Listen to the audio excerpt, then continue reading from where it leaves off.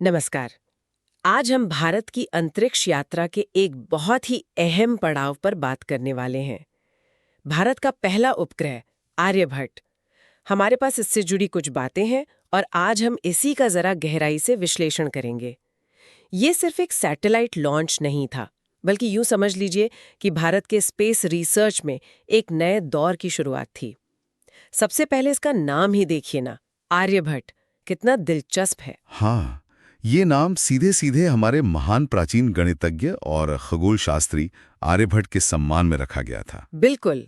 और देखिए, ये नाम चुनना भी अपने आप में भारत की उस वक्त की वैज्ञानिक सोच और महत्वाकांक्षा को दिखाता है सही कहा। कि भाई, हमारी जो आधुनिक विज्ञान की कोशिशें हैं, उनकी जड़ें इतिहास में कितनी गहरी हैं। चलिए अब जरा प्रक्षेपण पर आते हैं। इसे 1985 को सोवियत संघ के एक लॉन्च पैड से, कॉस्मोड्रोम से कॉस्मोस 3M रॉकेट का इस्तेमाल करके लॉन्च किया गया। जी, वोल्गाग्राड लॉन्च स्टेशन था वो। अच्छा, लेकिन इसे बनाया किसने था? ये अहम है। हाँ, ये बहुत जरूरी बात है। इसे बनाया था भारतीय अंतरिक्ष अनुसंधान संगठन यानी इसरो ने, पूरी तरह भारत में। तो मतलब लॉन्च भले ही सोवियत संघ से हुआ, पर सैटेलाइट हमारा अपना था। बिल्कुल, डिजाइन, फैब्रिकेशन सब कुछ भारत में हुआ। और ये आईएसओ के लिए एक बहुत बहुत बड़ी उपलब्धि थी उस समय। और इसके मकसद क्या थे? सिर्फ अंतरिक्ष में एक चीज भेजना ही तो काफी नहीं रहा होगा। नहीं नहीं, बिल्कुल नहीं। इसके पीछे ठोस वैज्ञानिक उद्देश्य थे, जैसे एक्सरे एस्ट्रोनॉमी, मतलब ब्रह्मांड से आने वाली एक्सरेज का अध्ययन। फिर सोलर फिजिक्स यानी सूरज की स्टडी, और एरोनॉमी, मतलब ऊपरी वायुमंडल का अध्ययन। ये तो उस जमाने के हिसाब से काफी एडवांस लक्ष्य लगते हैं। हाँ, ये उस समय के लिए वाकई काफी महत्वाकांक्षी लक्ष्य थे। और जरा इसके साइज और बनावट के बारे में सोचें। लगभग 360 किलोग्राम वजन। जी। और वो 26 साइड्स वाला एक पॉलीहेड्रॉन जैसा स्ट्रक्चर था ना? हाँ, 26 फलक वाला बहुकोणीय ढांचा। और ऊर्जा के लिए सोलर पैनल्स लगे थे उस पर। और इसे पृथ्वी की निचली कक्षा में, लो अर्थ ऑर्बिट में स्थापित किया गया था। जी, लो अर्थ ऑर्बिट। देखिए, तकनीकी स्पेसिफिकेशंस तो ठीक हैं, लेकिन इससे ज्यादा महत्वपूर्ण था इसका असर, इसका योगदान। किस तरह का?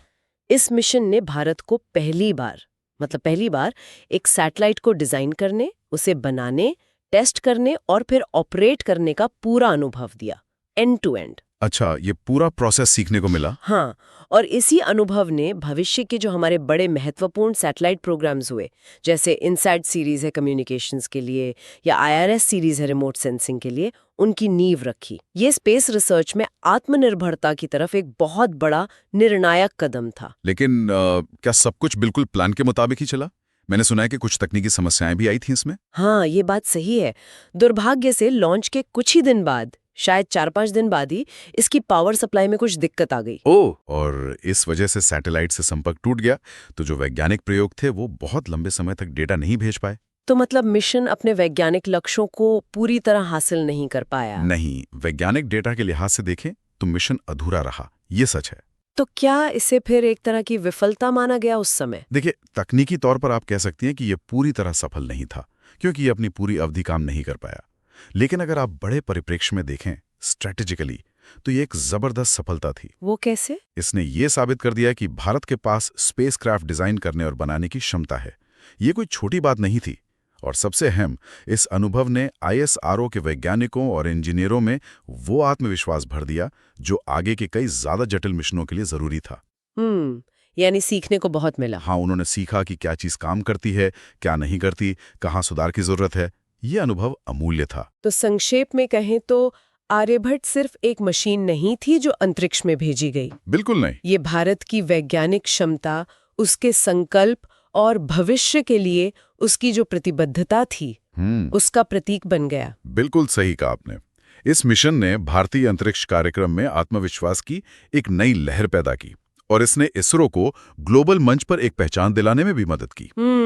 ये भी दिखाता है कि कैसे शुरुआती चुनौतियां, यहां तक कि जो चीजें पूरी तरह सफल नहीं होती, वो भी भविष्य की बड़ी सफलताओं का रास्ता तैयार कर सकती हैं। ये वाकई सोचने वाली बात है कि एक मिशन जिसमें तकनीकी बाधाएं आईं, वो कैसे भविष्य की इतनी बड़ी कामयाबियों की नींव रख सकता है। हाँ, और यहीं से एक अहम सवाल उठता है ना, कि विज्ञान में प्रयोग करने का, अनुभव हासिल करने का और यहाँ तक कि शुरुआती असफलताओं से सीखने का महत्व कितना ज्यादा है। सही। आर्यभट्ट का उदाहरण हमें शायद इसी बारे में सोचने पर मजबूर करता है कि कभी-कभी सबसे बड़ी सीख अप्रत्याशित मुश्किलों से ही मिलती है।